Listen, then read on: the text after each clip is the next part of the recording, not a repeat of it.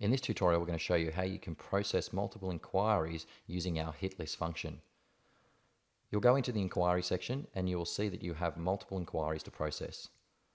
To do this, you can use the Actions Create Hitlist option, which will group all of the inquiries you have into a list at the top of your screen. It will take the first person and show them, and you'll be able to use the Actions and hit the Process option.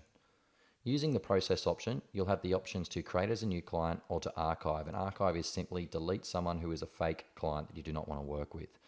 Most of the time, you're going to create a new client and select the agent and then hit the Process Inquiry option. As you process, it's matching based on the mobile or email, and if it finds a match, it will open up that record and take you to the buyer criteria.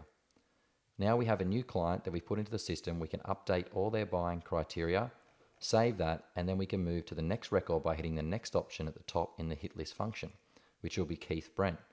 We can then hit the actions to process this, either archive, create as a new client, select the particular agent that we want, and hit the process option. This will then search the database again to match or create a new record, and we can then move to the next person, Joe Blogs. Hit the actions, process, select a particular person, and then hit the process inquiry.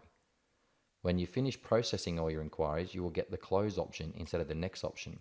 This will then close your hit list, and you have now finished processing all your inquiries. If you go back to the inquiries section, you will now see there is no inquiries for you to process.